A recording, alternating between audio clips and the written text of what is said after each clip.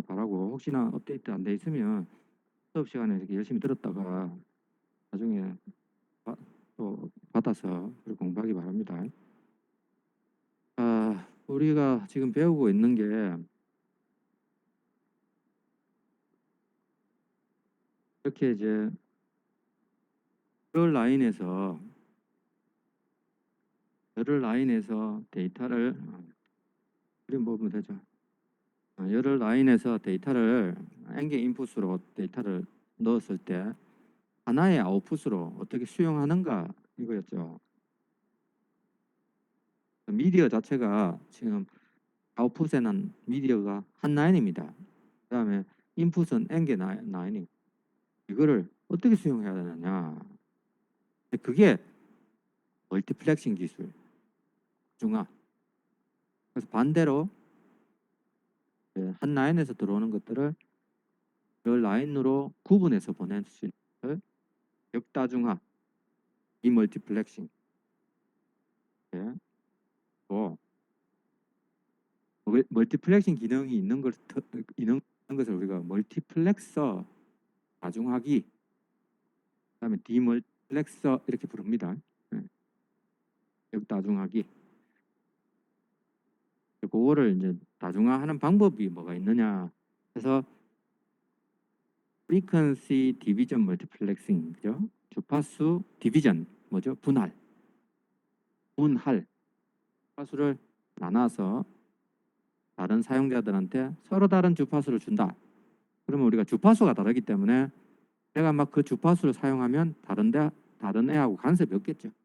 지금 라디오 주파수를 서로 다른 주파수 채널을 사용해서 다른 방송사들이 방송을 하는 케이스를 생각해 보면 됩니다.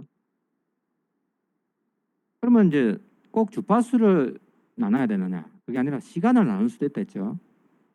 그럴 때 시간을 나눈다는 말은 시간대를 달리해서 데이터를 보낼 수 있도록 한다. 그래서 n개 인풋이 각각 인풋이 서로 다른 시간대에 보내게 한다면 내가 어떤 특정 시간을 부여받았을 때는 주파수를 다 사용해도 된다 이 말이에요. 사용 가능한 주파수를 다 내 혼자 써도 상관없다. 그래서 시간을 달리하는 그게 바로 타임 디비전 멀티플렉싱이라 했죠, 그죠? 그다음에 이제 우리가 코드를 서로 달리해서 동시에 데이터 보내도 되고 동일한 주파수를 사용해도 되는 경우가 있다 했죠? 그게 이제 코드 디비전 멀티플렉싱. 그다음에 또 OFDM도 있다 했죠? 오사고날 프리퀀시, 오사고날 이 직교하는 오사고날 찾아보세요. 아니면 뭐 하여간 이거는 쓰는 단어인데도 이렇게 아이템 때문에 다 그렇습니다. OF 주파수가 서로 직교한다. 직교한다는 말은 서로 간섭을 일으키지 않는다. 그런 서로 직교하는 주파수가 되도록 디비전 나눠서 멀티플렉싱하는 OFDM. 뒤에 그리면 나올 거예요. 이제 이런 주파수들을 이렇게 이제 이 주파수가 결국 여기 해당하는 주파수. 보세요. 여기 그림이 제가 여러분이 이제 이걸 어떻게 이해하는가를 한번 이해하면 되냐면 제가 이렇게 해놨어요. 이런 식으로 해놨는데 요 주파수를 요 주파수를 한번 생각해 봅시다. 그러면 요 주파수가 요 주파수 가장 강한 신호를 보낸다 이 말이에요. 그러면 이 말은 무슨 말이냐면 이쪽 주파수에 해당하는 세기들이 점점 여기로 가면서 약해진다 이 말이에요. 이렇게. 그래서 이때는 제로가 되는 거죠. 여기에 해당하는 주파수들은 요 시점에 다 세기가 제로다 이 말이에요. 이게 주파수는 여기 제일 강하죠. 그래서 그게 무슨 말이냐면 요 주파수를 사용하면 다른 주파수의 영향을 안 받는다 이 말입니다.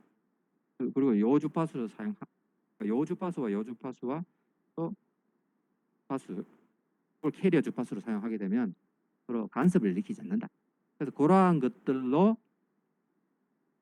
이런 식으로 이제 나눠놨다라는 거예요. 주파수라는 대역 자체를 이제 이 오타곤이라는 프리퀀시로 쫙쫙쫙 나눠가지고 요걸 동시에 이제 활용해서 데이터 보내는 방법이 OFDM. 그래서 지금 여러분이 LTE나 이런 데는 다 OFDM을 사용합니다. 그거에 대해서는 뒤에 조금 더 이야기를 할게요. 그래서 FDM부터 잠깐 봅시다. 자, 원래 이제 오늘 여기 우리 수강하는 친구들 중에 전자공학에서 이나 신공학을 전공하는 친구들은 아마 잘 아는 내용일 수도 있어요. 하지만 이제 우리는 이제 컴퓨터 쪽에서 이 부분을 뭐 그렇게까지 그 코사인을 곱하는 게 의미 뭐 이런 것들을 뭐 알아보자는 거 아닙니다. 그냥 약간의 개념적인 위주로 이야기를 할게요. 자, 우리 이제 F1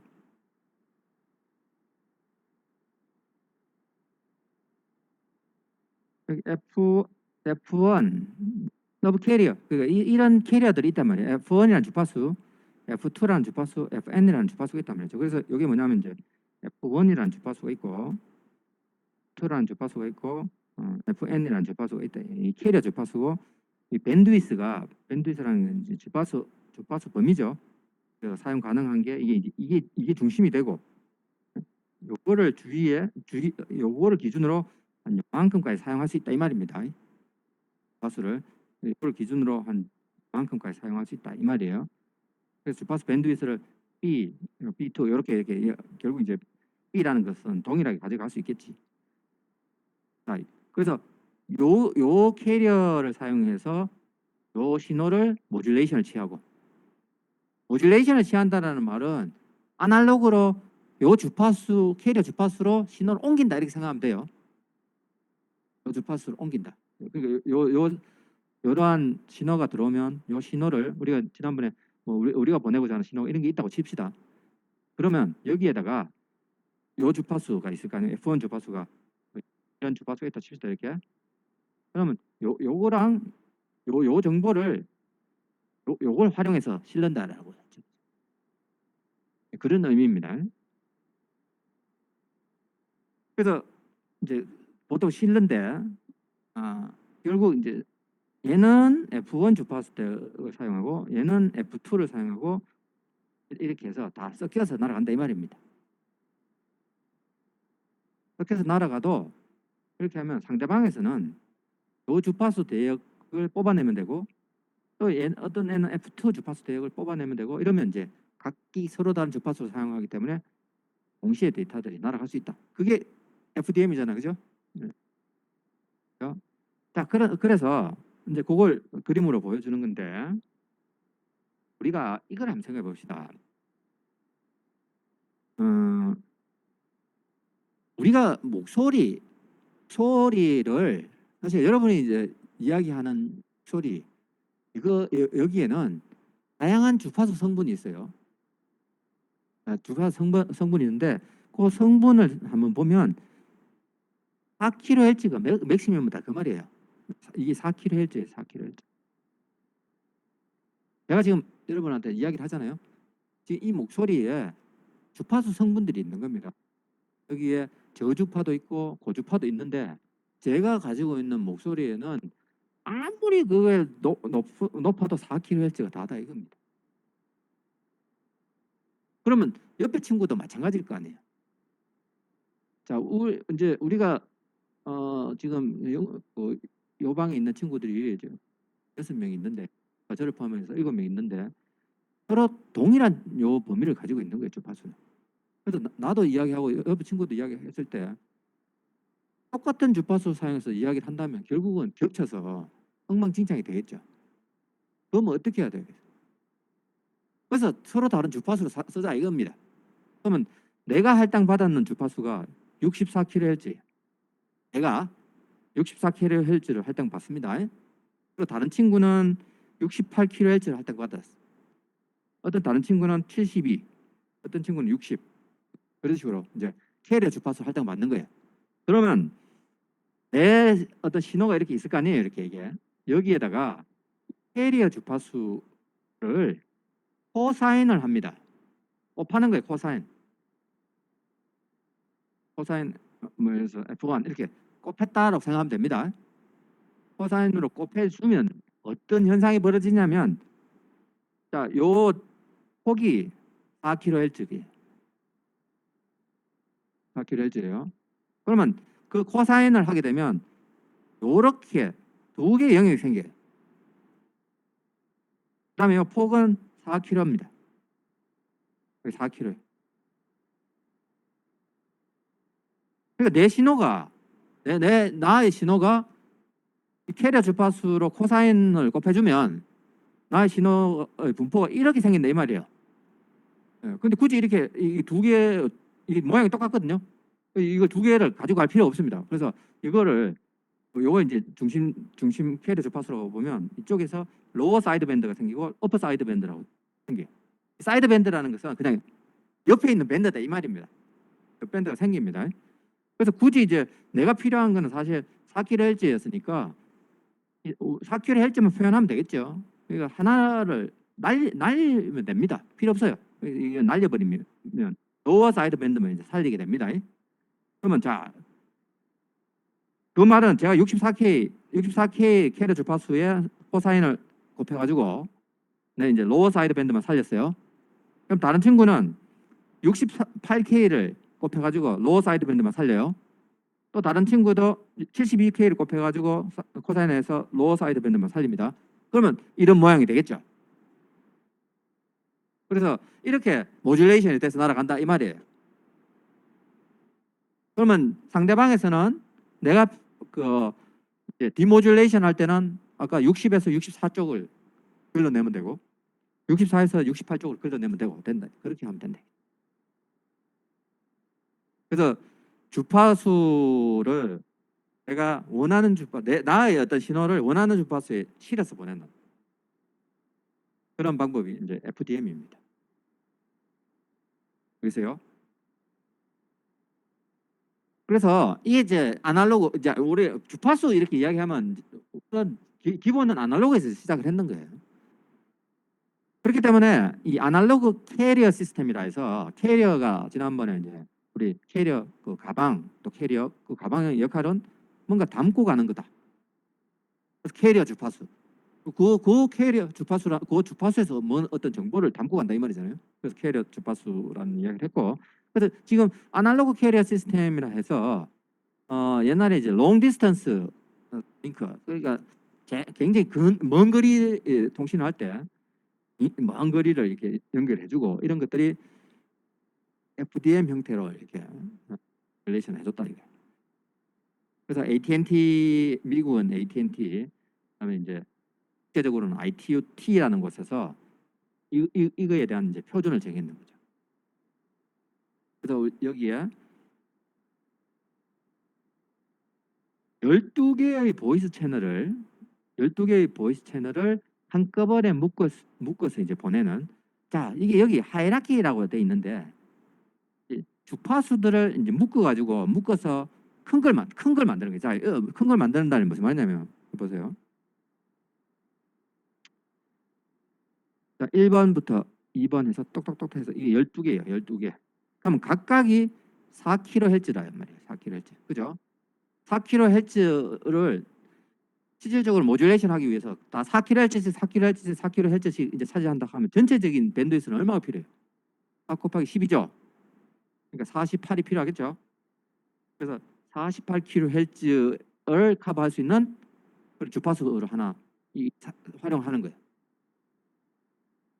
이제 주파수를 나누는 거죠. 이렇게 나눴을 때 이게 결국 12개고 주파수 밴드위스로 봤을 때는 이게 48kHz다. 그래서 요거를 이렇게 했는 것을 우리 그룹이라고 한다 이 말이에요. 그래서 이 밴드는 요렇게 12개를 이렇게 묶어서 사용할 수 있는 데는 요쪽을 사용한다 이 말이에요. 60kHz에서 108kHz. 그다음에 이러한 이 그룹을 자 이거 여러 개를 묶어요. 5개를 묶는단 말이에요. 5개. 이제 하나, 둘, 셋, 넷, 다섯. 이걸 한 대 묶어서 이렇게 내보낸다고 치면 이걸 이제 묶어야 되잖아요. 그죠? 그래서 이거 묶으면 이거를 슈퍼 그룹으로 한다. 그러면 채널은 얼마나 하면, 자, 여기 12개 채널, 12개 채널이 5그룹이니까 60이죠. 그러니까 60개의 채널을 지원할 수 있다. 그럼 이렇게 이런 모양을 도입한다면 우리가 전화기를 60대가 다 통화를 해도 지원 가능하다 이 말입니다. 아까 요 하나는 12대의 전화가 딱 동시에 통화를 해도 지원 가능하다 이 말이죠. 또 이것들을 또 슈퍼그룹을 10개 묶으면, 그러니까 60채널을 10 묶으니까 당연히 600채널이 되겠죠. 이거를 그냥 메스트 그룹이다 이런 형태로 이런 형태의 이제 계층 구조를 따르는 거죠. 그렇게 해서 멀티플렉싱을 여러 채널들 한꺼번에 묶어 나가는 그런 방식으로 사용을 했다 그 말입니다. 그래서 그것들을 이렇게 이제 설명하고 있는 겁니다. 이야기했던 게 다고, 뭐 뒤에 또 이런 것도 있어요. 전보 그룹도 있고, 뭐. 그 그룹들을 또 묶고 또 묶고 또 묶고 해가지고, 그러니까 이게 전보 그룹으로 이제 묶으면 그 다음에 여기에서 필요한 밴드위스, 주파수 밴드위스는 엄청나겠죠. 그 이야기입니다. 자, 그 다음에 이게 주파수의 프리퀀시 디비전 멀티플렉싱하고 사실 똑같은데, 우리가 이제 주파수가 너무 고주파면, 우리가 사실 주파수하고 웨이브랭스는 반비례 관계라 했잖아요. 고주파면 그 파장이 짧다 이렇게 이야기했죠. 그래서 파장으로 그냥 파장을 나누는 멀티플렉싱 방법이 WDM이라는 게 있는데, 이거는 일종의 주파수 분할 방법인데 고주파에서의 주파수 분할 방법이고, 고주파를 흘려보낼 수 있는 미디어는 옵티컬 파이버예요. 광섬유. 그래서 광섬유에서 멀티플렉싱 하는 기술, 이게 WDM입니다. 그러니까 주파수 개념을 그냥 광섬유라서, 광섬유는 고주파를 통과시킬 수 있으니까 우리가 이제 그 고주파라는 형태로 이야기하지 말고 그 웨이브랭스로 이야기하자. 람다. 그래서 이게 웨이브랭스 디비전 멀티플렉싱. 여기 보면 이 광이에요, 광. 그래서 이쪽 라인, 이쪽 라인, 이쪽 라인이 있는데 여기 광을 비추죠. 그게 이제 여기 수용이 돼야 된다 이 말이에요. 이랬을 때 각각이 서로 다른 주파수를 사용하는 건데, 결국 그게 서로 다른 웨이브랭스를 가진다. 그래서 그걸 여기 이제 흘려보내는, 이게 다 옵티컬 파이버입니다. 그래서 일종의 주파수 분할 방법이지만 옵티컬 파이버에서 적용하는 거고, 고주파고, 그때는 웨이브랭스로 우리가 한번 나눠서 생각해 볼 수 있다. 그래서 WDM 이런 멀티플렉싱 방법도 있다. 그겁니다. 별거 없어요 이게. 그래서 WDM에 대해서도 이렇게 아까 이야기한 것처럼 표준이 있고. 자, 그 다음에 이제 디지털 쪽. 디지털 쪽이 이게 TDM인데, TDM은 싱크로너스 TDM이라는 게 있고요. 어싱크로너스 TDM이 있어요.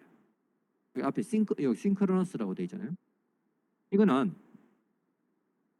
자, 여기 그림을, 자, 여기에 신호가 들어오면 또 신호가 이제 버퍼링이 돼요. 이렇게 버퍼링이 되고, 이제 여기서 이제 나옵니다.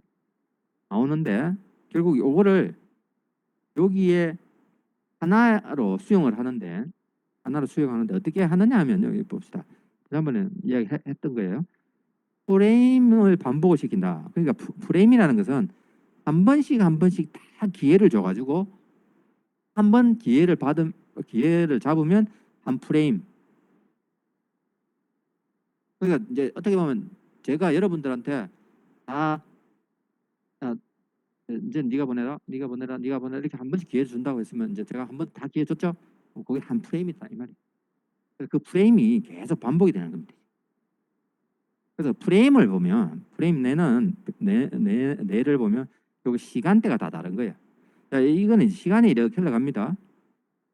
시간이 이렇게 흘러갈 때, 자, 1번이 요때 보내고 2번이 요때 보내고 이렇게 해서 n번이 이때 보내고 보내는 시간을 달리 하는 거죠. 근데 제가 요 하나의 시간을 잡으면요, 다음 프레임에서도 제가 1번 프레임, 1번 슬롯에 데이터를 보낼 수 있는 거예요. 그래서 요거를 우리가 슬롯이라고 합니다. 이렇게 슬롯. 그래서 프레임 내에 한 슬롯을 할당받게 되면 고정적으로 그 다음 프레임에도 그 슬롯에 내가 내 시간이에요. 그게 내가 그때 데이터를 보낼 수 있는 거예요. 그래서 이걸 우리가 싱크로너스라고 하는 이유는 딱 싱크가 맞는 겁니다. 그때 내 타임, 그러면 정확하게 나로부터 한 프레임 떨어져 있는 그 시간, 그때 또 내가 보낼 수 있는 거고, 또 그 한 프레임 떨어져 있는 시간대 내가 보낼 수 있는 거고. 그죠? 그게 우리가 이제 TDM 형태다. 간단하게 보면 1번, 2번, 3번이라면 결국 1번, 2번, 3번, 1번, 2번, 3번, 1번, 2번, 3번 계속 고정적으로 돌아가는 거지. 그래서 내가 요때 할당을 받으면 요때도 보낼 수 있고 요때도 보낼 수 있고. 그래서 이러한 시간대를 논리적으로 싹 뽑아내면 요거를 우리가 뭐라고 부르냐면 채널이다 이렇게 부른단 말이야. 채널 할당받았다. 하나의 채널을 할당받았다. 이 말은 어느 프레임에서 내가 데이터를 보낼 수 있는 시간대가 고정돼 있다. 자, 주파수 개념에서 채널도 마찬가지예요. 내가 채널 할당받았다. 이러면 내가 사용 가능한 주파수를 할당받았다. 그래서 채널이라는 것은 논리적인 개념입니다. 자, 그래서 이렇게 TDM 형태로 우리가 멀티플렉싱을 한다면 어차피 우리가 얘는 얘다 이렇게 자 봅시다.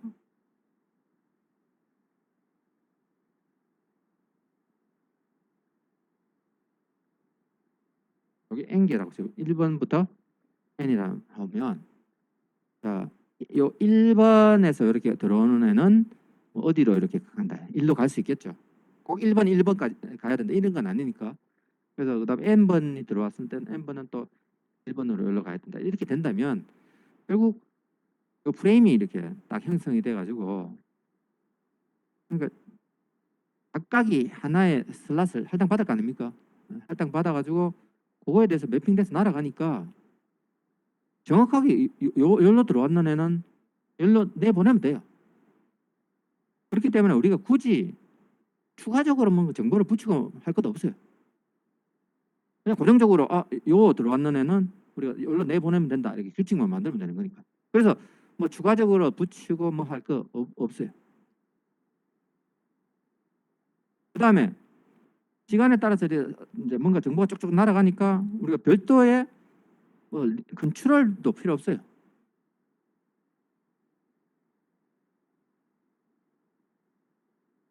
자, 그다음에 이제 또 이런 것도 한번 생각해 봅시다. 플로우 컨트롤을 한다고 보면 이 프레임 단위로 뭔가 갑니다. 이제 결국 여기서부터 여기까지 가는 거는 프레임 단위로 가는 거기 때문에 혹시 한쪽에서 이렇게 예를 들어서 이 리시버 단에서 생각해 보면 1번, 2번, 3번 있다면 2번이 쪽에서 받을 준비가 안 됐어요. 받을 준비가 안 됐으면 사실 프레임 단위로 이렇게 뭔가를 보낸다고 했을 때 우리가 지난번에 그 흐름 제어에 대해서 잠깐 이야기해봤잖아요. 데이터를 보내면 상대방이 버퍼가 사용 가능하지 않을 때는 데이터를 수용 못하니까 통신 쪽에서 보내면 안 되잖아요, 그죠?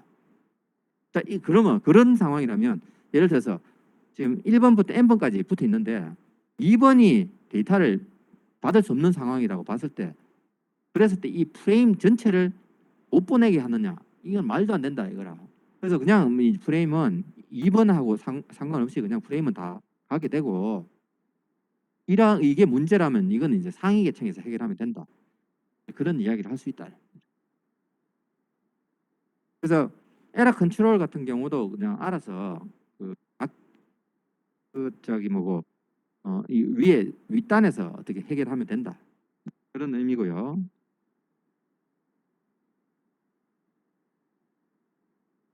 박사 끼얹는 거를 그냥 보여줬는 거예요. 크게 의미는 없습니다. 자, 그런데 이렇게 이제 데이터를 보낸다고 했을 때요. 이제 싱크로너스니까 싱크가 맞다라고 이제 생각하고 이렇게 데이터를 보냈는데 사실 싱크가 우리가 정확하게 맞다라고 이야기하기에는 사실 부담이 가는 거죠. 이제 플락이라는 것은 어느 정도 드리프트가 생겨가지고 조금씩 틀릴 수 있잖아요. 자, 그럴 수도 있으니까 우리 지난번에는 이런 이야기를 했습니다. 어떤 프레임이 온다 했을 때 프레임의 시작을 나타내는 플래그가 있었죠. 기억나죠? 네. 플래그가 나타나면 이거는 프레임의 시작 이렇게 했잖아요. 기억나죠? 네. 이거는 여러분 일종의 리시버는 프레임이 오는지 안 오는지 모르고 있는 상황입니다. 그냥 리시버 입장에서는 뭔가가 오고 있어요. 뭔가 오니까 읽어보는 겁니다. 쭉 읽어보다가 이제 이게 프레임 시작이네 이렇게 이제 판단하는 겁니다. 이렇게 막 읽다가 그죠? 01110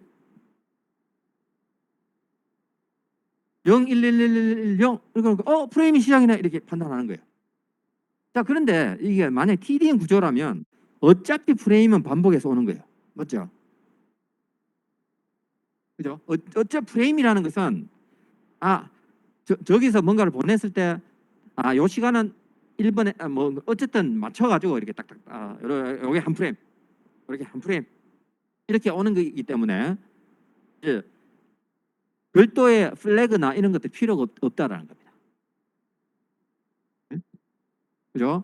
그래서 어차피 반복적으로 이런 똑같은 프레임이 반복적으로 나타나기 때문에 우리가 별도로 이런 플래그라는 것을 둘 필요가 없는 거예요. 우리가 플래그를 두는 이유는 우리가 이런 구조적으로 이렇게 딱 맞춰서 온다라는 게 없을 때 그냥 나는 진당에 놀고 있다가 리시버 따는 내가 딴 거 하다가 저기서 뭔가 보내네 그러다니까 0, 1, 1, 1 0 하다 프레임 오네 이제 내 이거 뭔가 처리해줘야겠다 이렇게 바로 당시 이제 프레임의 시작을 딱 알아차리고 이제 싱크가 맞춰지는 거다. 근데 여기에서는 이제 지금 TDM 구조 같은 경우에는 프레임 자체가 맞춰져서 날아오기 때문에 이런 게 필요 없다. 그렇지만 이게 우리가 이제 한 비트 레벨에서 동기가 맞다 100% 맞다라고 하기에는 부담이 있으니까 그러면 그거를 어떻게 디텍션할 수 있도록 해주냐면 이 방법을 쓸 수 있다. added digit framing이라는 걸 사용할 수가 있어요. 그래서 이거는 뭐냐면요. 자, 프레임이 이제 우리 반복이 되잖아요. 이렇게 프레임이 이렇게 반복이 될 때 예를 들어서 특정 마지막에 요 비트 이제 요 하나의 비트가 있다고 칩시다. 하나의 비트를 0, 1, 0, 1, 0, 1 이렇게 반복을 해서 쓰는 거예요. 그러면 수신체 입장에서는 항상 한 번의 프레임에서는 0, 그 다음에는 1, 그 다음엔 0, 그 다음에 1 이렇게 온다고 이제 패턴화돼서 이러한 패턴으로 올 거다 이렇게 기대를 하는 거죠. 그런데 이 패턴이 깨지는 거예요. 0, 1, 0, 1 와야 되는데 0, 1, 1 이렇게 왔다 이러면 이건 뭔가 문제가 생겼다. 그래서 이게 이제 내가 싱크가 안 맞나 보다. 그러면 이제 찾아 나가야 되는 거예요. 그래서 상대방이 싱크를 감지할 수 있도록 싱크가 깨졌는지를 감지할 수 있도록 해주는 방법으로 이렇게 added digit framing이라는 거예요. 여기 added라는 말이 뭔가 더해졌다라는 겁니다. 한 디짓이 더해졌다라는 거예요. 그 디짓이라는 게 요 디짓이 더해졌는 겁니다. 더해져서 그 패턴 자체가 10, 10, 10 이런 것들이 반복이 된다. 그러면 요걸 보고 갑자기 이게 10, 10, 10이 아니라 11 이런 것들이 나타나면 이제 이게 뭔가 문제 생기는 거지. 싱크가 깨졌는 거지. 그래서 그걸 찾아 나가야 된다 이 말. 그런 형태로 이 동기화를 맞춘다. 자, 이제 그런 어떤 문제가 생길 수도 있어요. 자, 그 다음에 우리가 이제 펄스 스토핑이라고 하는 게 있는데, 이 펄스 스토핑은 이 경우에 쓰는 겁니다. 자, 이거 보세요, 여러분. TDM 구조인데, TDM이라는 것은 우리가 아까 싱크가 맞춰진 상황에서 이걸 볼게요. 여기는 2kHz예요. 2kHz, 4kHz예요. 여기 2kHz예요. 그런데 요 2kHz가 하나, 그러면 이제 2kHz죠. 2kHz가 이제 두 개가 아니라 4kHz. 그다음에 또 3번은 2kHz. 이거 다 더하면 얼마입니까? 4, 2니까 8이죠, 그죠? 8, 그죠? 8kHz, 그죠? 8kHz. 근데 이쪽에서 들어가는 신호 자체가 예를 들어서 열로 들어오는 거, 열로 들어오는 거, 열로 들어오는 것들을 이제 다 수용해야 되는데 여기가 더 빠르다. 8kHz인데 예를 들어서 이게 10kHz다. 이랬을 때 요거의 합과 이제 요거는 합인 8인데 요거 10이니까 이제 남잖아요, 그죠? 자, 뭐 다르게 표현하면 이거 봅시다. 이게 더 나올 수도 있겠다. 여기 보세요. 7.2 이제 kHz라기보다는 헬즈보다는 이게 낫겠다. 7.2 kbps, 7.2 kbps, 7.2 kbps인데 여기는 아웃풋이 8kb kbps예요. 8kbps, 8kbps. 1초에 7.2K가 나타나는데 여기 수용하는 건 8kg예요. 그러니까 남잖아요, 그죠? 요 갭이 생기죠. 갭이 생길 때 이 어떤 펄스를 거기다 끼워 넣는다 그 말입니다. 그러니까 이제 이걸 생각해 보면, 자 우리가 이제 TDM 구조니까 아까 TDM 구조라고 했으니까 요걸 탁탁탁탁 잘랐다. 탁탁 잘랐는데 요게 그냥 예를 들은 겁니다. 이제 8,000이다. 예를 들어서 8,000이라 칩시다. 8,000인데 실질적으로 데이터는 7,200개밖에 안 만들어진다 이 말이에요. 7,200개. 그러면 이제 7,200개로 채울 거 아니에요. 그 다음에 여기 B겠죠. 그죠? 그래서 B니까, 근데 TDM 같은 경우에는 빈 거를 허용을 안 하겠다 이 말입니다. 그래서 여기에 뭔가를 채워 넣어서 보낸다 이 말이에요. 사실 별거 아니에요. 별거 아닌데. 이거를 이제 어디 싱크로너스하게 맞춰줘야 되니까, 싱크를 맞춰야 되니까 요쪽이 8kHz라면 8kbps라면 요게 7.2면 요 강제적으로 이렇게 맞춰줘야 된다 그 말입니다. 맞춰줘야 되니까 추가로 뭔가를 넣어야 되는 거죠. 그러면 상대방은 그걸 뭔가 들어온다고 생각하고 빼면 되는 거니까. 이제 그 이야기입니다. 그 이야기. 그래서 펄스 스토핑 해서 어쨌든 한쪽에서 막 여러 개가 막 들어오는데 그것들을 수용할 때 그 합으로 이제 제공이 돼야 되니까 그 합에 대해서 내가 여유가 생긴다 그러면 뭐 어떻게 뭔가를 딴 거라도 채워 넣어야 된다 그 말입니다. 그런 형태로 TDM 구조를 지원한다라는 거고, 그래서 우리가 이제 일반적으로 이런 용어를 쓰는 거예요. DS1급이다. 이제 그 TDM 구조로 어떤 하나의 라인이 있는데 이 라인이 DS1급이다. 이런 용어를 쓰는 거예요. DS1급. DS1 라인 쓴다. 이러면 DS1은 24개의 보이스 코어를 갖다가 지원할 수 있는 라인이구나. 이렇게 용어를 우리끼리 사용하는 거예요. 자, 그 속도는 1.543Mbps다. 이런 형태. 우리가 이제 T1 라인이다. 이 DS1이라고 하기도 하고 또 이제 그 우리 표준화에 따라서 T1 라인 뭐 이렇게 부르기도 해요. 그러면 T1 라인, 야 T1 라인 하나 구해왔나? 야, T1 라인을 하나 설치하자. 이런 의미가 어떤 의미냐면 T1 라인에는 24개의 전화가 묶여도 동시에 통화 가능한 그런 저기 능력을 가지고 있는 라인이다. 그러면 그거의 속도는 얼마냐 하면 한 1.544 메가bps 정도 나. 그래서 여러분 이제 1.544 메가bps라는 의미가 뭔지 이제 뒤에 볼 거예요. 자, 그러면 T2는 얼마냐? DS2는 얼마냐면 요거의 배수입니다.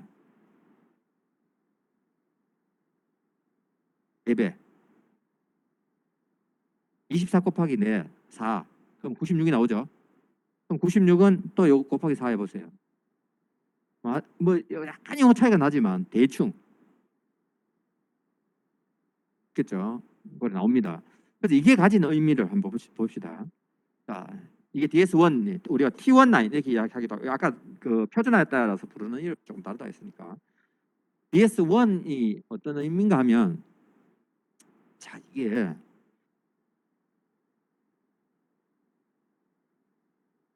여기에 여러분 전화기가 있다 이 말이에요. 이렇게.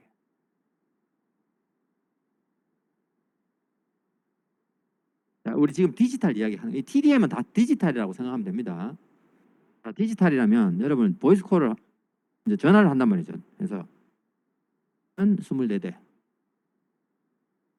자, 봅시다. 우리가 전화를 해요. 전화를 하게 되면 지난번에 음성이 이제 날아가는데 음성이 가질 수 있는 주파수의 최대 주파수는 얼마나 있습니까? 4kHz 했죠. 기억나죠, 그죠? 4kHz고.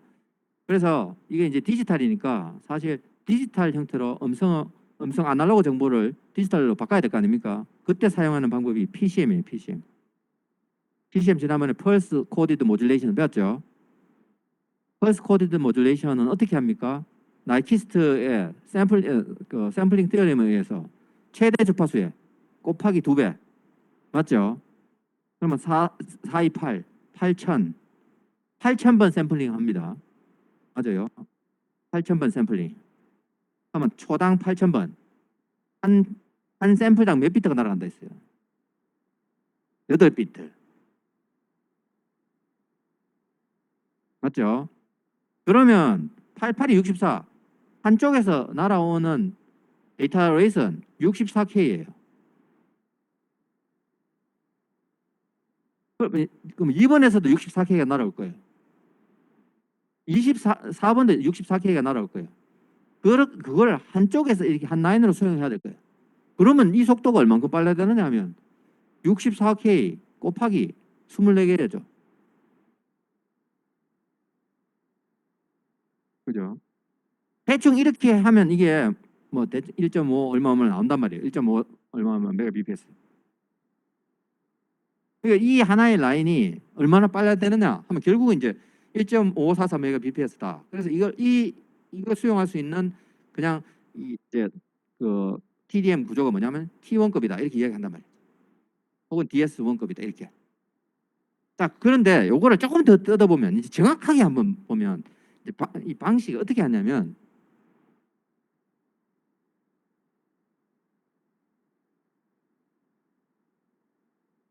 하게 보면요. 이 구조로 돼 있단 말입니다. 자,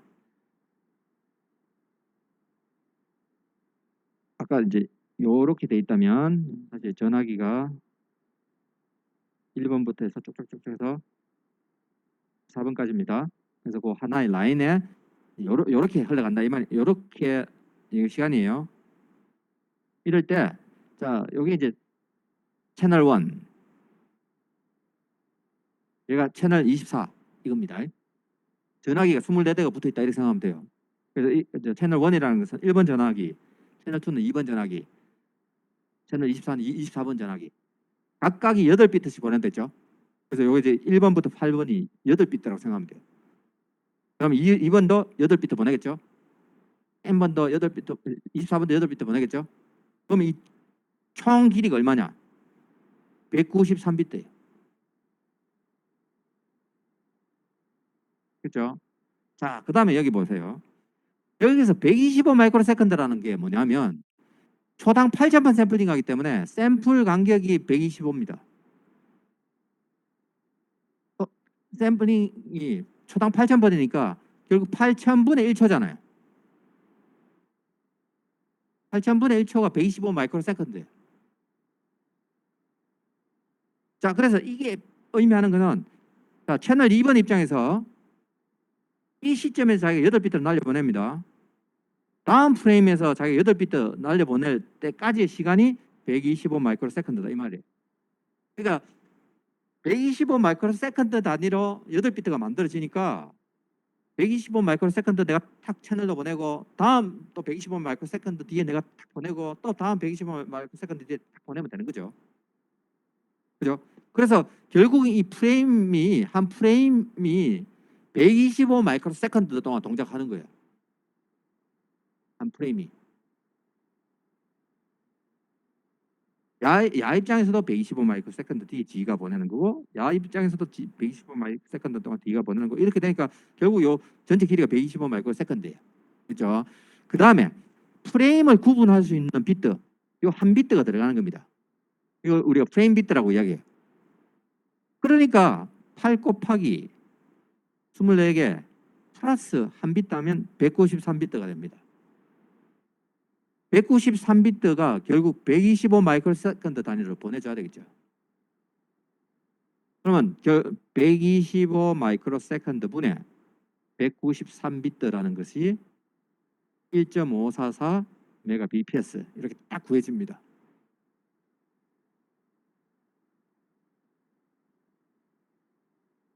알겠어요? 그래서 우리가 만약에 T1급이다라는 말은 T1라인을 설치했다라는 것은 전화기가 28대 딱 붙어가 TDM 방법으로 했을 때 다 동시에 전화를 해도 수용 가능하다 이 말입니다. 자, 그 다음에 그러면 이제 조금 더 저기 안에 내부에 요걸 어떻게 활용하는가를 이제 보면, 노트를 여기 보세요. 노트를 보면, 자, 아까 이제 첫 번째 비트는 프레이밍 비트로 사용되고, 이제 요 비트는 결국 싱크로나이제이션 목적으로 사용한다. 아까 이게 0, 1, 0, 1 뭐 이런 식으로 반복이 되면서 싱크가 맞는지 안 맞는지 이제 체크한다고 했죠. 자, 그다음에 이제 우리 보이스 채널 같은 경우에는 방금 이제 보이스 이야기했죠, 그죠? 24개의 전화기가 동시에 보낼 수 있다고 했죠. 네. 자, 그런데 여기 보면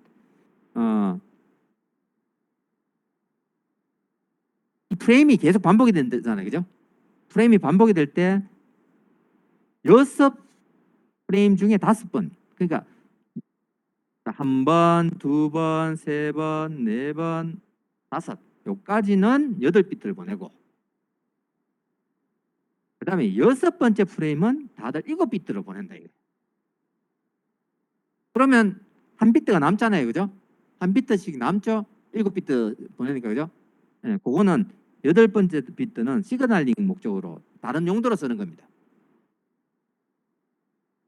에러를 체크할 수 있는 걸로 사용한다든지, 이게 이제 링크 상황을 모니터링 한다든지, 그런 다른 용도로 쓰는 거예요. 그래서 상태를 갖다가 모니터링 하도록, 링크가 살았는지 죽었는지 뭐 이런 거 체크하고. 그래서 이제 프레임은 반복이 되지만, 그래서 프레임이 반복이 될 때 우리가 5프레임 정도는 8비트씩 보내고, 그다음에 6번째는 7비트 보내고, 뭐 그런 형태로 이제 활용을 하고, 그다음에 보이스만 보내는 것이 아니라 이제 데이터 통신에서도 사용할 수 있다 이 말입니다. 지금 아까 원래 T1라인이라는 것은 지금 전화기를 갖다가 주로 우리 전화 서비스를 TDM 형태로 구성을 해서 TDM 스위치라는 게 있단 말이에요. TDM 장비가 있는 거죠. TDM 장비. TDM 장비를 구축해서 이렇게 쓰는데, 그때 데이터도 수용할 수 있다. 그러니까 여기에서 보이스 정보를 보내는 것이 아니라 일반 데이터를 실어서 보내면 될 거 아닙니까? 데이터를 실어서 보낼 때는, 자, 24개의 채널, 이거 24번째 채널, 요거는 시그널링 목적으로, 그러니까 컨트롤 정보를 사용하고, 요거는 컨트롤 정보를 사용하고요. 자, 비트 1번에서 7번까지는 비트 1번에서 7번까지만 이렇게 사용하고요. 그렇게 되면 우리가 결국 56Kbps 서비스를 받을 수 있는 거예요. 125 마이크로 세컨드로 해서 7비트만 보낼 수 있기 때문에 결국은 56K다 그 말입니다. 64K가 아니고. 그렇죠? 그다음에 요 하나를 또 여러 애가 나눠서 쓸 수도 있는 겁니다. 꼭 제가 고정됐다 해서 제 혼자 이걸 다 쓰는 것이 아니고 요걸 나눠가지고도 배분할 수 있다. 그러면 내가 이게 어떻게 배분하느냐에 따라서 9.6K bps 서비스 받을 수 있고 4.8K 서비스 받을 수도 있고 2.4K 받을 수도 있는 거. 데이터 보낸다라고 봤을 때 일반 이제 보이스는 주기적으로 막 날아오는 거예요. 보이스 같은 경우에는 우리 뭐 저기 PCM을 사용하니까 125 마이크로 세컨드 단위로 8비트가 만들어져서 쭉쭉쭉 계속 날아가는 겁니다. 그래야지만 음성이라는 게 우리가 들을 때 자연스럽게 들을 수 있잖아요. 근데 또 데이터는 다른 거잖아요. 데이터는 내가 2.4K bps가 필요하다. 그러면 거기에 맞는 슬롯만 할당 받으면 되는 거예요. 내가 4.8K bps가 필요하다 하면 거기에 맞는 슬롯만 할당 받으면 되는 거죠. 근데 음성은 아까도 이야기했다시피 적어도 우리가 64K를 받아야 된다. 아니면 56K를 받아야 된다. 이렇게 고정적으로 할당이 돼야 되는 거죠. 왜냐하면 음성 정보라는 것은 주기적으로 계속 날아가기 때문에. 자, 그렇게 해서 이런 이제 TDM 구조를 잘 활용해서 보이스 서비스도 할 수 있고 데이터 서비스도 할 수 있는 그렇게 돼 있다라는 거고요. 지금 설명한 게 이게요. 옛날에 이제 우리나라가 이게 음성 정보를 그 이제 전화망을 이 디지털로 이런 TDX 장비, TDX라고 불러요. TDX 장비를 잘 만들었어요, 우리가. 우리 참 우리 그 여러분 어떻게 보면 여러분 선배님들인데 옛날 경북대학교 전자공학이 잘 나가던 시절에 그 당시에 우리 졸업생들이 다 전자통신연구소 이런 데 가서 이 TDX 장비를 직접 개발했던 선배들이다. 그래서 우리가 이러한 TDX 기술을 성공적으로 만들었기 때문에 소위 말하는 우리 이동통신망이 한국에서 성공을 했어요. 왜냐하면 여러분 봅시다. 전화 서비스가 잘 되기 위해서 지금 TDX, TDM 기술이 이게 우리가 잘 구축을 했기 때문에 그러면 이동통신이라는 것은 그냥 여기 우리 전화기 무선 전화기와 기지국 간에 그것만 잘 되면 그 다음부터는 이 전화망이 잘 돼 있으니까 자연스럽게 이제 원활하게 통신이 가능하겠죠. 그래서 우리가 이 기술들이 있었는 거예요. TDX 기술이. 그 다음에 이제 무선 기술 그때는 퀄컴 거. 그 당시 이제 퀄컴이라는 회사에서 만들어 놓은 CDMA를 탁 우리가 도입해가 그걸 무선에 딱 접목을 시켰더니 우리나라에서는 대박 났는 거지. 그래서 뭐 이제 우리가 지난 이야기지만 옛날에 이제 퀄컴이라는 회사가 CDMA를 도입하면 만들면서 사실 CDMA 기술이 사장될 뻔했어요. 미국에서는 재미 못 봤어요. 그다음에 유럽에서는 GSM 기술로 갔어요. TDMA 기술로 갔어요. 타임 디비전 멀티플렉싱 방법을 아예 유럽에서는 그거 선택을 했고, 근데 북미에서도 TDM을 사용했단 말이에요. 근데 이제 퀄컴이라는 회사가 CDM 기술을 더 만들어가 어떻게 할라 해봤더니 제대로 보급이 안 되는 거죠. 그런 찰나에 한국에서 TDMA 기술을 딱 들고 왔어요. 그래서 우리가 가지고 있는 TDX 기술, TDMA 기술하고 접목을 딱 시켜서 우리가 성공을 해버리니까 갑자기 퀄컴이 막 엄청나게 급성장해버려요. 그 당시에 LG에서 퀄컴을 인수하려고 했었어요. 만약에 초창기에 퀄컴을 LG에서 인수했으면 아마 지금의 LG가 아닐 겁니다. 물론 지금 LG도 잘 나가고 있지만 퀄컴을 그 당시에 LG에서 어떻게든 합병했으면 진짜 좋았었는데 사장단에서 CDM 뭐 퀄컴 해봤자 뭐 얼마 돼도 안 조그만한 회사 뭐 그거 인수할 필요가 있냐? 우리가 뭐 기술 그거 사다가 쓰면 되지. 로열티 내가지고 쓰면 되는 거지 뭐 해서 사인을 안 했어요. 아쉽잖아요, 그죠? 물론 뭐 그 이후에 우리 다시 뭐 OFDM 기술 나오고 이렇게 해서 그렇게 됐지만 한동안 퀄컴에서 돈 엄청나게 벌었는 거죠. 퀄컴은 엄청나게 급성장했습니다. 자, 여기까지 우리 이제 여러분 이제 TDM에 대한 이해를 좀 하시면 되고, 자, 그다음에 이제 이런 방금 TDM이나 이런 거는 사실은 어떻게 보면 전화망 이런 데도 사용 가능하고요. 구리선 이런 데 사용 가능하고, 광 케이블에 특수한 그러한 또 데이터를 보내는 방법이 있어요. 이걸 우리가 싱크로너스 옵티컬 네트워크라고 해서, 여러분 뭐 NC라고 들어봤죠? 아메리칸 내셔널 스탠다드 인스티튜트 이렇게 해서 미국 표준을 정하는. 그래서 여러분 NCC 뭐 이런 거 들어봤지? 그죠? C에 대한 표준 정하고 이런. NC에서 싱크로너스 옵티컬 네트워크라는, 이걸 줄여서 우리가 소넷 이렇게 부릅니다. 소넷. 그 다음에 ITU라는 데가 이게 UN 산하에 있는, UN 아래에 있는 표준화 기구예요. ITU라는 곳이 UN 산하에 있는 표준화 기구인데, 이게 이제 스위스 제네바에 위치한 위치해서 표준화 회의가 이제 거기서 열리는 거죠. ITU는 크게는 두 가지로, ITU-T 해서 텔레커뮤니케이션에서 이건 유선 쪽, 그다음에 ITU-R 해서 이거는 무선, 이 표준을 정하는 거예요. 그래서 이제 ITU-T에서도 싱크로너스 디지털 하이라키라고 해가지고 소넷 SDH 해서 옵티컬 파이버에 거기에 데이터를 전달할 때 어떤 포맷으로 해야 되느냐 이런 거에 대한 이제 표준을 정해놓는. 이게 여러분이 우리 사실 뭐 이거 구체적으로 안에 뭐 디테일하게 알아라 그건 아니고, 우리가 데이터를 이렇게 보내잖아요. 그러면 이제 우리 막 집집마다 이렇게 데이터가 막 날아갈 때 그거를 중간에서 어떤 형태로 합칩니다. 합쳐가지고 고속 라인으로 타고 전달되는 거예요. 그럴 때 데이터를 전달할 때 나름대로의 포맷이 딱 정해져 있다 그 말이에요. 그렇게 이제 포맷이 정해져.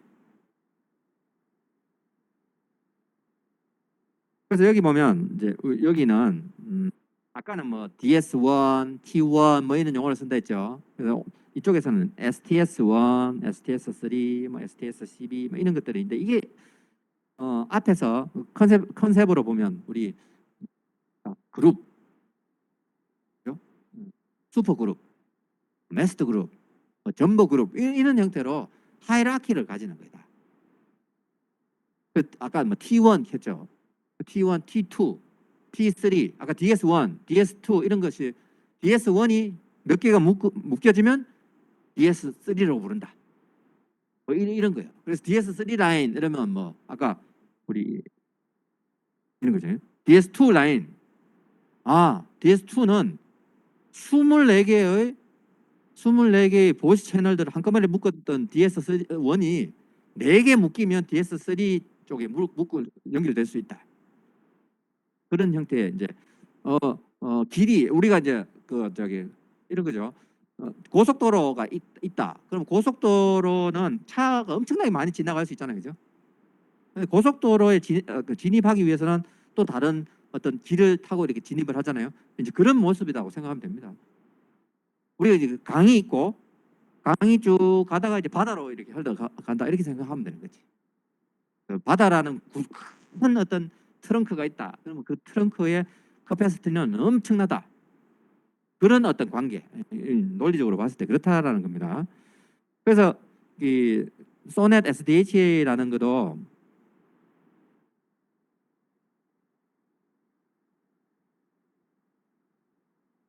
소넷 SDH는 이렇게 보면 여기 STS 멀티플렉싱, 이게 광 케이블을 연결해 놓은 그러한 다중화기다 이 말이고, 이 광 신호라는 거는 가다가 보면 이제 힘이 떨어질 수 있으니 여기 이제 리제너레이터라고 해서 광 신호의 세기를 더 키운다 이런 겁니다.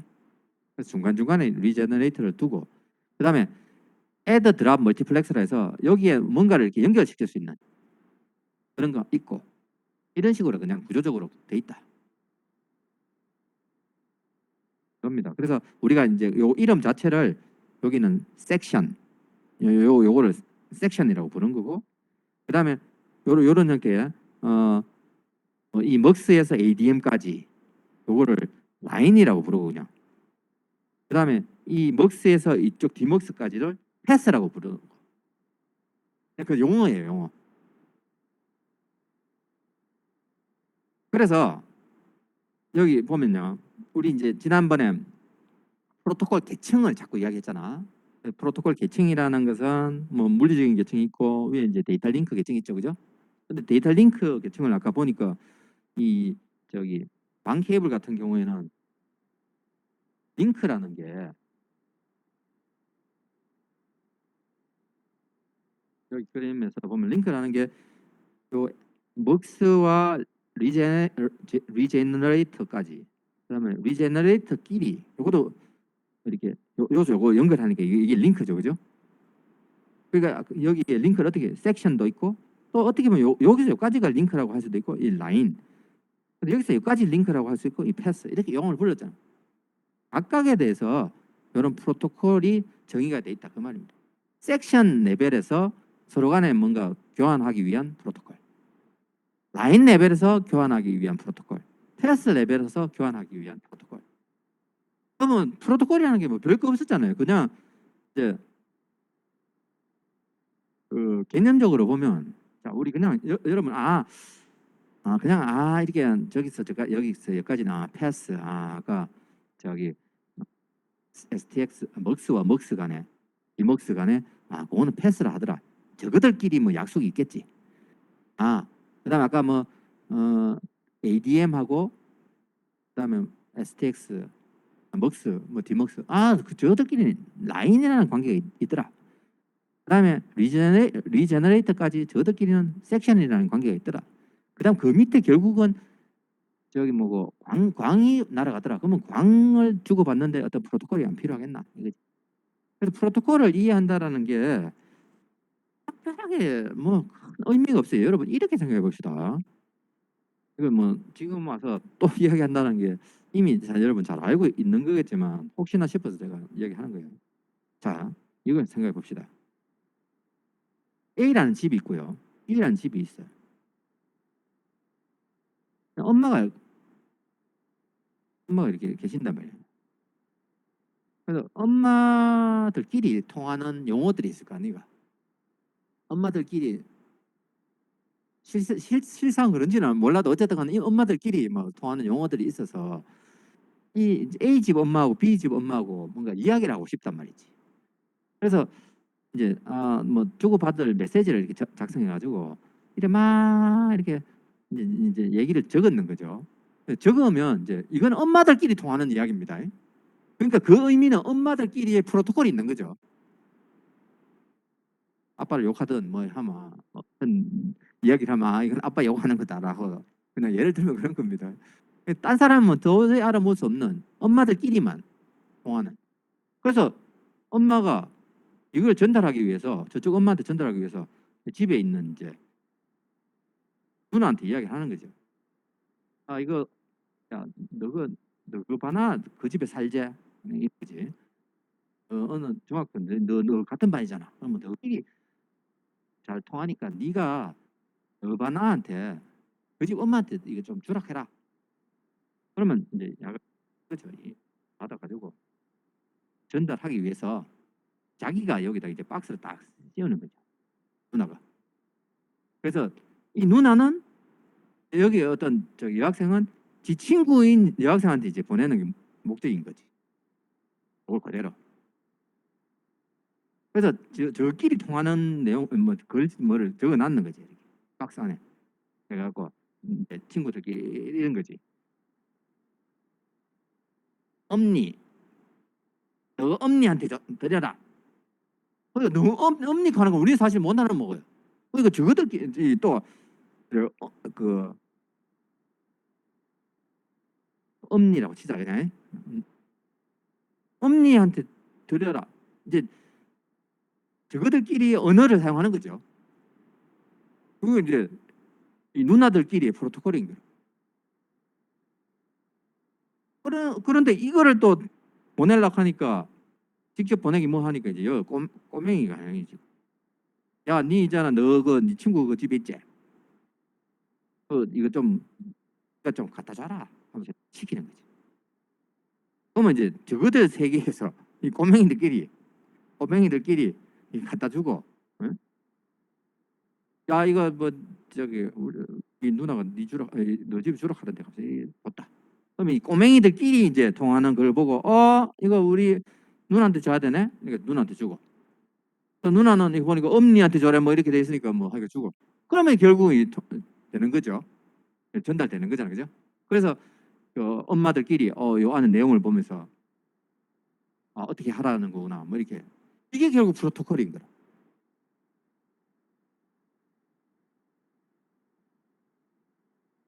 알지? 잠깐만 딱 하면 미안합니다. 자, 그래서 우리가 이제 정해놓은 라인이면 라인, 섹션이면 섹션, 패스면 패스 레벨에서의 프로토콜이 필요한 거고.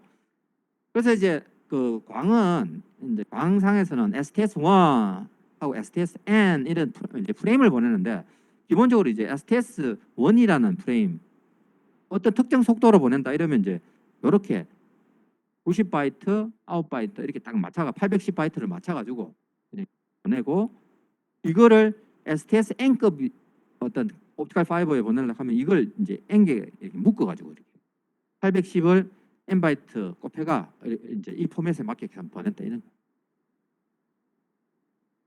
그래서 사실 여기 뒤에 복잡한 거 있어요. 복잡한데 뭐 이런 형태의 포맷으로 보낸다. 근데 이제 요 보내다 보면 포맷들 보면 어느 부분은 섹션에 필요한 정보, 어느 부분은 라인에 필요한 정보, 이런 것들을 담고 가고 있다. 이제 섹션 레벨에서 요 정보를 보고 저거들끼리 어떤 약속을 체크하는, 라인 레벨에서 저거들끼리 약속을 체크하는, 패스 레벨끼리 약속을 체크하는 그런 형태로 이제 정보들이 쭉 날아갑니다. 그래서 사실 복잡해요. 이거 엄청나게 복잡합니다. 그걸 여러분이 뭐 일일이 분석하고 이걸 알아야 된다, 그거가 절대 아닙니다. 대충 이런 개념으로 이게 하이라키컬하게 날아갈 수 있구나. 그래서 아까 이제 DS1급이 DS3급이 되고 T1급이 T2급이 되고 뭐 이런 관계를 이제 여러분 이해를 해야 된다, 그 말입니다. 그 이야기를 쭉 하는 거고요. 좀 넘어갑시다 이거. 그 다음에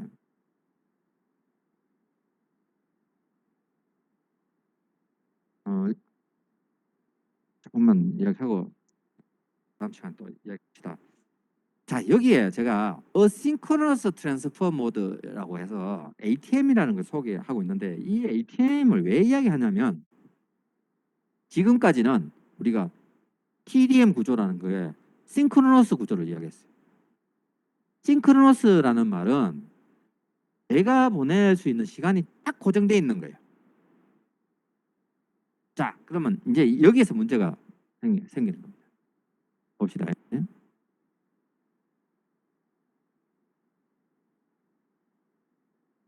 1번, 2번 해서 N번인데 실질적으로 여기 이 프레임이 수용 가능한 거는 N번까지밖에 안 된다고 칩시다. 근데 M이 N보다 작아요. 자, 그 말은 1번부터 2번 쭉 해가지고 누군가가 M개까지 가득 채워버리면 나머지는 사용도 못해요.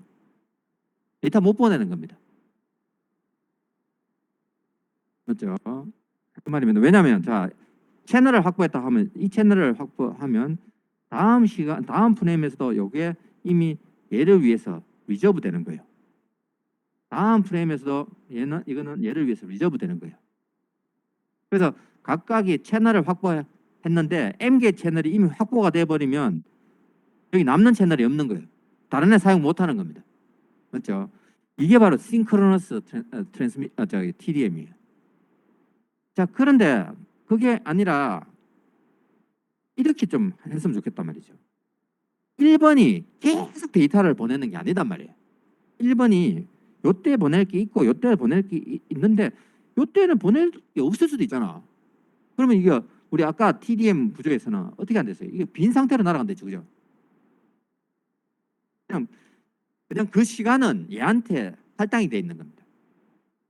그러니까 이 시간은 만약 보낼 데이터가 없으면 낭비되는 거죠.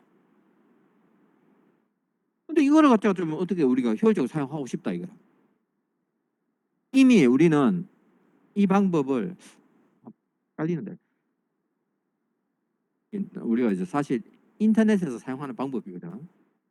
그 인터넷에서 사용하는 게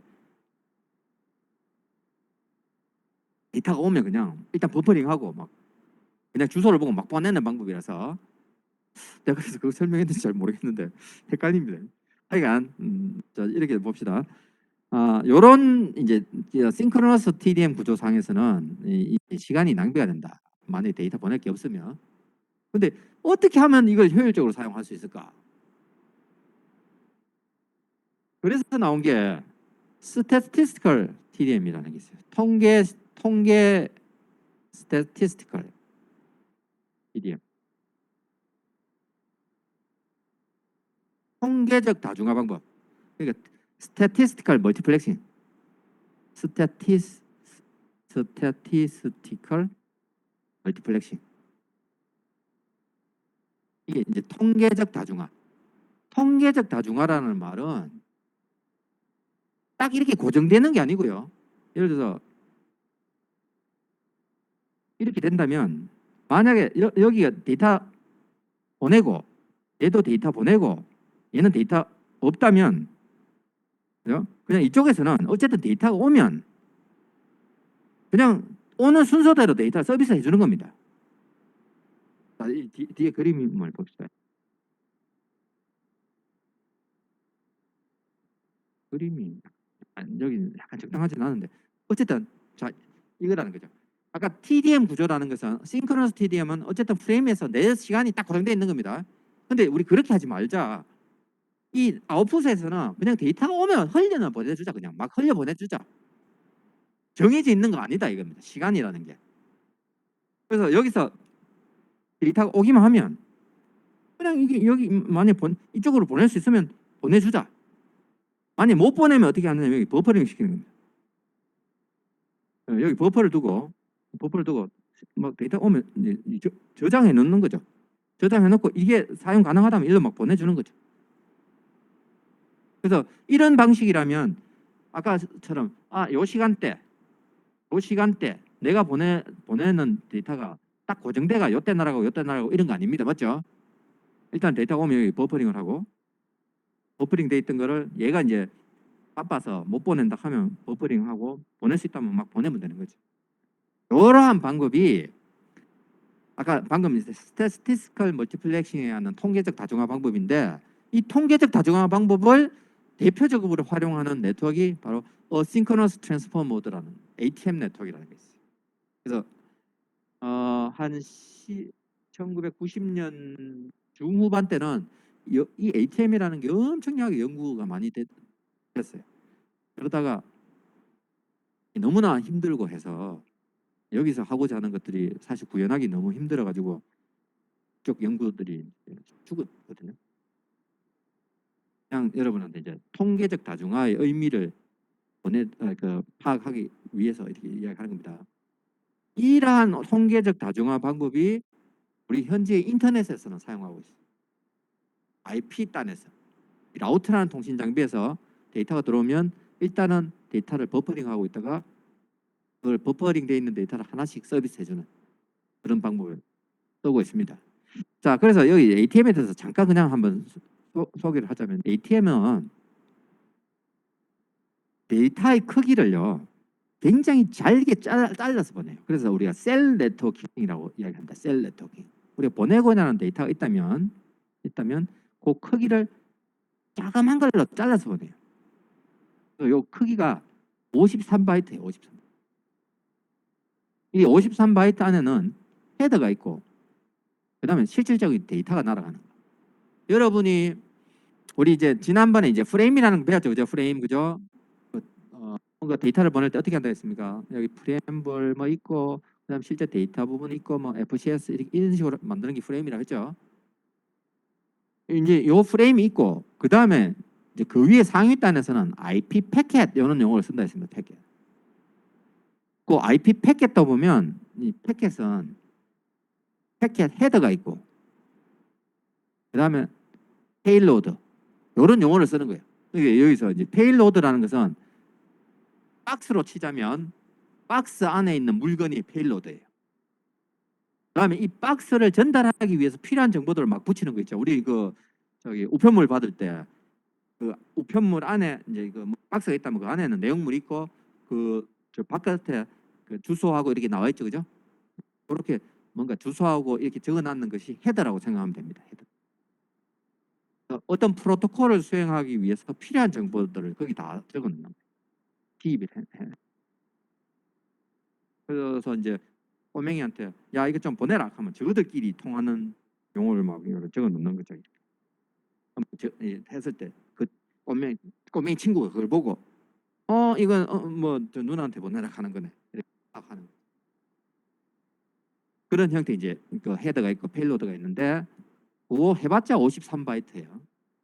여기 보세요. 왜 우리가 이렇게 짧게 해서 보내느냐면 문제는 만약에 1번하고 2번이 이렇게 연결돼 있을 때 1번에서 데이터를 보낼 때 굉장히 긴 데이터를 보내면 긴 데이터가 날아갈 때까지 다른 애들은 기다려야 되겠죠. 그래서 한쪽이 독점할 수가 있는 겁니다. 이 멀티플렉서 입장에서 봤을 때는 서로 다른 그 라인들이 쭉 있는데 한쪽 라인에서 데이터를 굉장히 긴 걸 쭉 보내면 그 아웃풋으로 데이터를 내보낼 때 다른 애들 기다려야 되는 거죠. 그래서 그러면 이거 상대방에서 데이터를 갖다 굉장히 긴 거 보내면 짧게 보내는 손해네. 그래서 그러지 말고 데이터를 보낼 때 일정 크기로 잘라서 보내라 이렇게 해서 다다다다 이렇게 해서 다 잘라서 보내는 거죠. 이렇게 잘라서 보내면 결국 이 서비스 할 때는 요 토막 단위로 서비스 하게 되면 어느 정도 공평하게 이렇게 서비스 할 수 있겠죠. 그런 측면에서 이렇게 작은 단위로 데이터를 전달하는 이런 네트워크 특성이 있어요. 그래서 우리 옛날에 이제 ATM 네트워크라 해서 사실 이런 방식으로 많이 연구들을 했습니다. 근데 이제 제가 여기 가져왔는 이유는 우리 이제 스태티스티컬 멀티플렉싱이라는 것을 소개하기 위해서. 그래서 많은 부분 필요 없는 부분은 이제 생략하면서 이야기하겠습니다. 그래서 다음 시간에는요, 요 뭐 뒤에까지 잠깐 뭐 이야기를 하고 그 다음에는 코드 디비전 멀티플렉싱 요거 이제 추가로 제가 해놨는 거예요. 그 다음에 OFDM 간략하게 그 개념 설명하고 그다음에 이제 케이블 모뎀 그리고 ADSL 뭐 이러한 방법 설명하면서 이 챕터를 마치도록 할 겁니다. 자, 그래서 오늘은 수업 여기까지 하는 걸로 하겠습니다. 자, 여러분 수고했습니다. 다음 주에 뵐게요.